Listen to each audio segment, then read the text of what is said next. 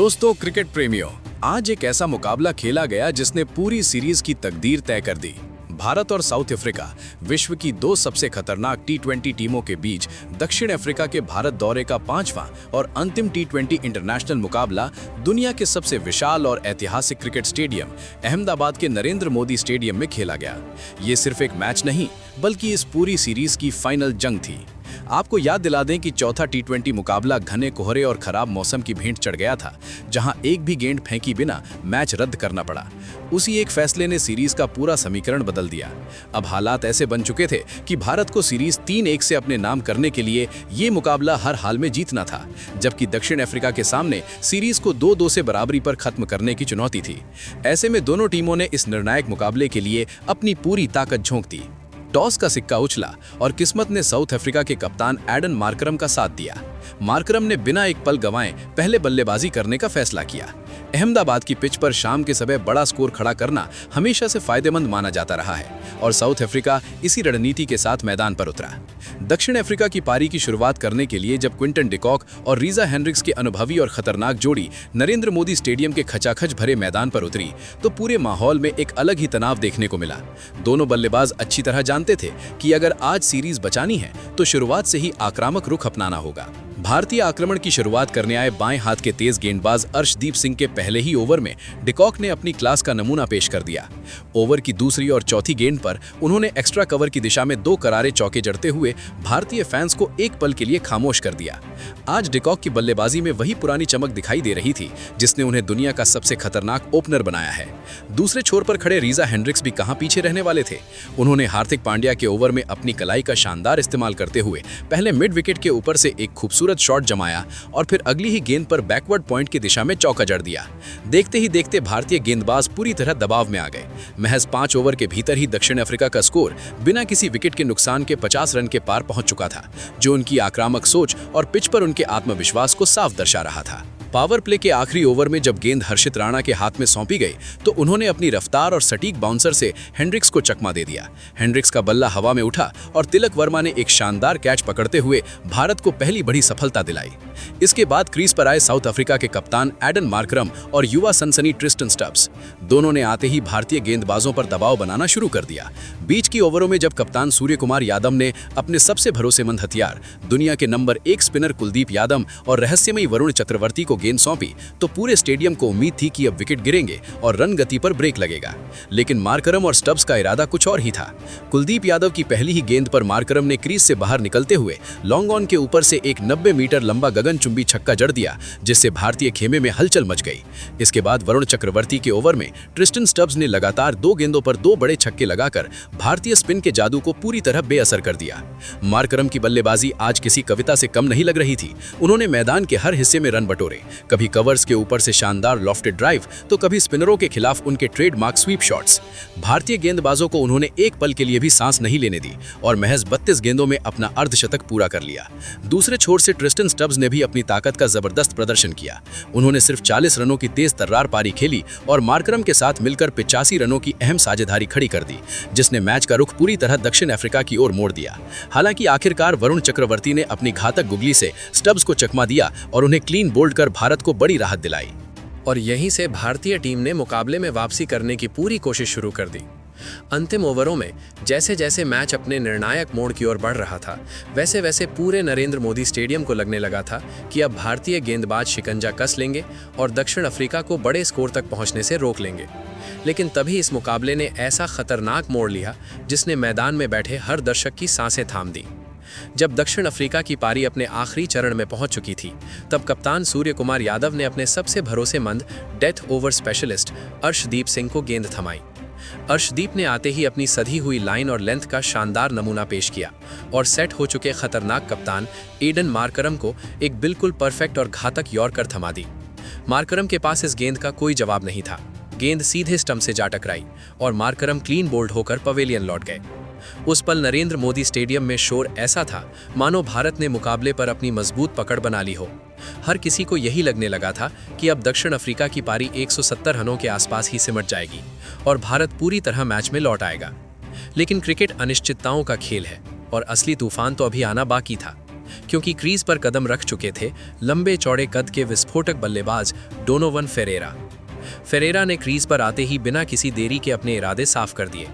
उन्होंने तय कर लिया था कि भारतीय गेंदबाजों को आज चैन से सांस नहीं लेने देंगे। असली तबाही तब मची जब अर्शदीप सिंह अपना 19वां ओवर डालने आए। ओवर की पहली ही गेंद को फेरेरा ने भांप लिया और अपनी जबरदस्त ताकत का प्रदर्शन करते हुए मिड विकेट के ऊपर से 105 मीटर लंबा गगनचुंबी छक्का जड़ दिया। गेंद सीधे जाकर स्टैंड्स में समा गई।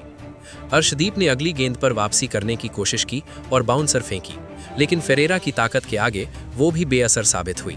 फेरेरा ने शानदार पुल शॉट खेलते हुए गेंद को डीप स्क्वायर लेग बाउंड्री के बाहर पहुंचा दिया और एक और कड़क छक्का जड़ दिया। ये देखकर स्टेडियम में मौजूद भारतीय फैंस सन्न रह गए, क्योंकि जिस अर्शदीप सिंह को डेथ ओवरों का महारथी माना जाता था, आज वो भी बेबस नजर आ रहे थे।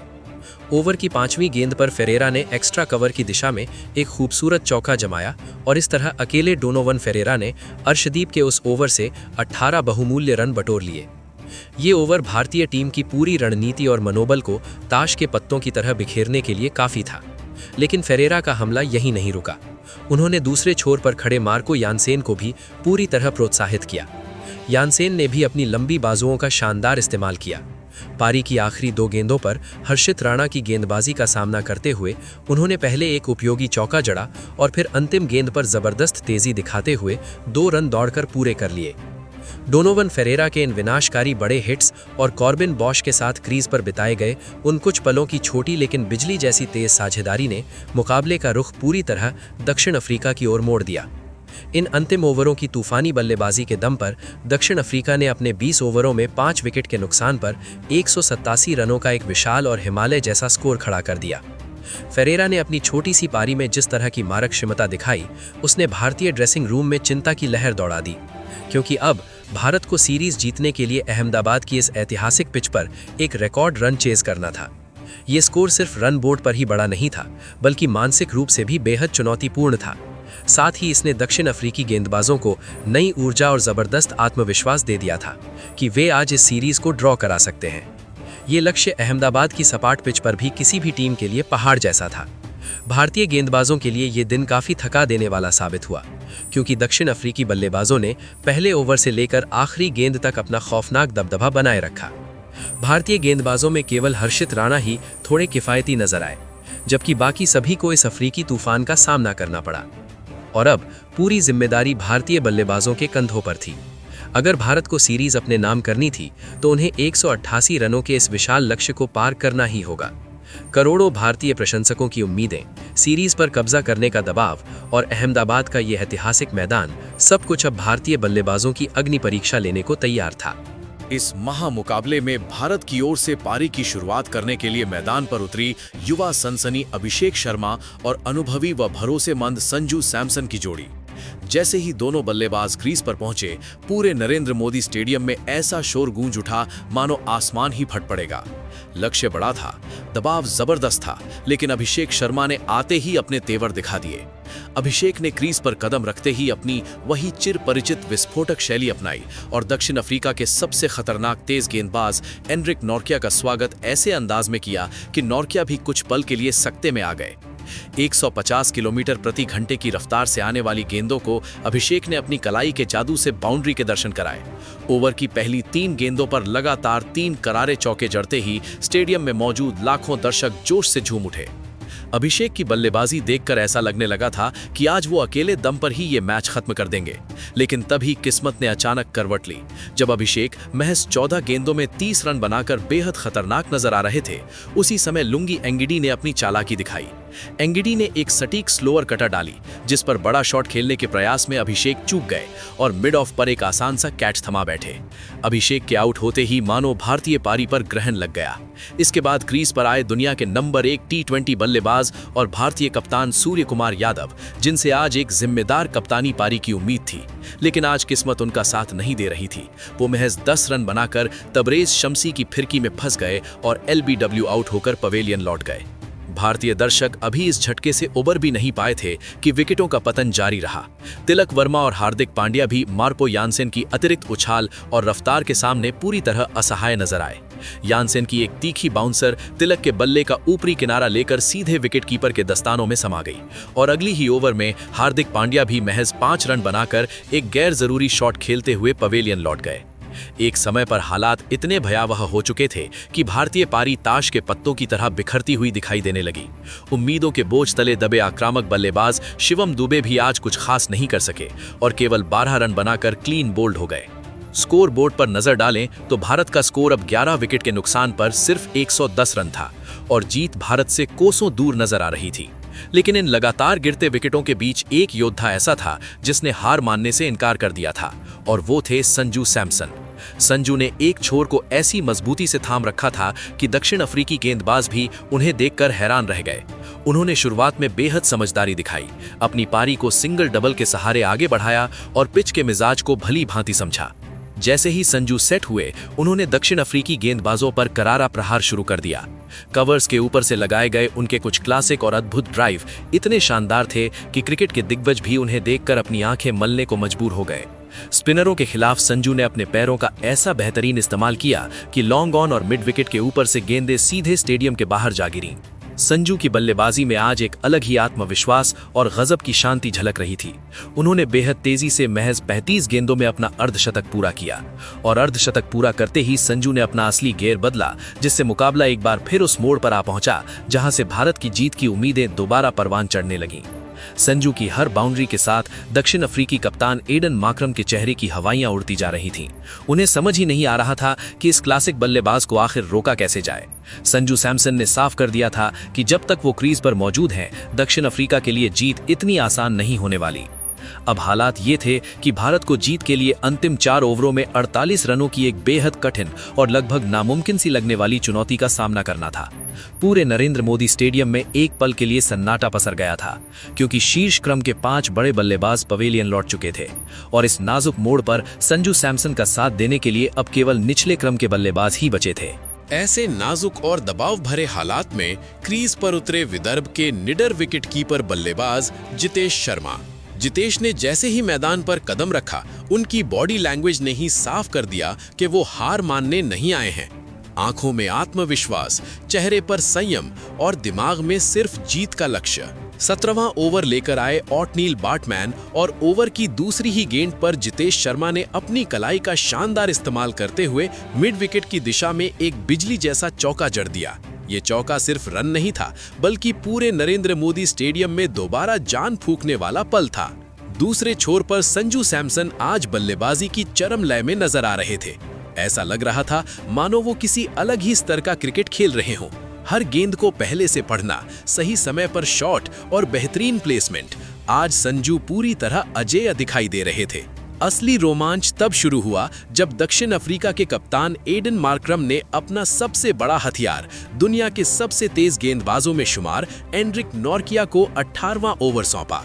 इस ओवर की पहली ही गेंद पर संजू सैमसन ने नॉर्किया की 150 किलोमीटर प्रति घंटे की रफ्तार का शानदार इस्तेमाल किया और गेंद को सीधे एक्स्ट्रा कवर बाउंड्री के पार छक्का जड़ दिया। नॉर्किया ने अगली गेंद पर बाउंसर फेंकी, लेकिन संजू इसके लिए पूरी तरह तैयार थे। पीछे हटते हुए उन्होंने एक क्लासिक पुल शॉट खेला और गेंद एक बार फिर दर्शक दीर्घा में जा गिरी। ओवर की 5वीं गेंद पर संजू ने एक करारा चौका जड़ दिया और इस तरह भारत ने उस ओवर से 20 बहुमूल्य रन बटोर लिए। इस ओवर ने मैच का पूरा समीकरण बदल दिया। जीत का पलड़ा अचानक भारत की ओर झुक गया और दक्षिण अफ्रीकी खिलाड़ियों के चेहरों पर घबराहट साफ दिखाई देने लगी। संजू सैमसन ने अपनी इस जादुई पारी में महज 45 गेंदों पर 74 रन ठोक दिए, जिसमें 6 क्लासिक चौके और 4 गगनचुंबी छक्के शामिल थे। एक ऐसी पारी जिसने दबाव को आत्मविश्वास में बदल दिया। लेकिन इस मुकाबले में ड्रामा अभी खत्म नहीं हुआ था। 19वें ओवर की आखिरी गेंद पर जब भारत जीत के बेहद करीब नजर आ रहा था, तब लुंगी एनगीडी की एक चालाक स्लोअर डिलीवरी पर संजू ने लॉन्ग ऑफ के ऊपर से शॉट खेलने की कोशिश की। दुर्भाग्य से गेंद बल्ले के ऊपरी हिस्से पर लगी और बाउंड्री पर खड़े ट्रिस्टन स्टब्स ने एक शानदार कैच लपक लिया। संजू के आउट होते ही पूरे अहमदाबाद स्टेडियम में सन्नाटा पसर गया, मानो एक पल के लिए करोड़ों भारतीय दिल थम गए हों। अब आखिरी ओवर में जीत के लिए सिर्फ 10 रनों की जरूरत थी और सारी जिम्मेदारी आ गई थी फिनिशर जितेश शर्मा के कंधों पर। आखिरी ओवर लेकर आए ऑटनील बाटमैन। पहली गेंद कोई रन नहीं, दूसरी गेंद पर जितेश ने चालाकी से गैप खोजा और 2 रन निकाल लिए, लेकिन सबसे अहम बात ये थी कि उन्होंने स्ट्राइक अपने पास रखी। तीसरी गेंद पर बैट्समैन ने सटीक यॉर्कर डालने की कोशिश की, लेकिन जितेश शर्मा ने घुटने टेकते हुए जबरदस्त ताकत और चतुराई के साथ गेंद को लॉन्ग ऑन के ऊपर से एक दर्शनीय छक्के के लिए भेज दिया। ये छक्का सिर्फ बाउंड्री नहीं था, बल्कि दक्षिण अफ्रीका की सीरीज ड्रॉ करने की सारी उम्मीदों का अंत था। अब जीत के लिए सिर्फ 2 रन बाकी थे। अगली गेंद पर जितेश ने गेंद को गैप में पुश किया और बिजली की रफ्तार से 2 रन पूरे कर लिए। इसी के साथ भारत ने 4 गेंद शेष रहते हुए 188 रनों का विशाल लक्ष्य हासिल कर लिया। जितेश शर्मा ने महज 12 गेंदों में 216 के स्ट्राइक रेट से नाबाद 26 रन बनाकर मैच का रुख पूरी तरह पलट दिया। भारत ने 4 विकेट से ये ऐतिहासिक और रोमांचक मुकाबला जीतते हुए सीरीज 3-1 से अपने नाम कर ली। संजू सैमसन को उनकी बेमिसाल और मैच जिताऊ 74 रनों की पारी के लिए प्लेयर ऑफ द मैच चुना गया। पूरे नरेंद्र मोदी स्टेडियम में भारत माता की जय और वंदे मातरम के नारों की गूंज फैल गई। ये शाम भारतीय क्रिकेट इतिहास में सुनहरे अक्षरों में दर्ज हो चुकी थी। तो दोस्तों, क्या आप भी संजू सैमसन और जितेश शर्मा की इस धमाकेदार बल्लेबाजी के मुरीद हो गए हैं? आपके हिसाब से इस मुकाबले का असली हीरो कौन रहा? अपनी राय हमें कमेंट बॉक्स में जरूर बताइए और वीडियो को लाइक करना बिल्कुल मत भूलिए।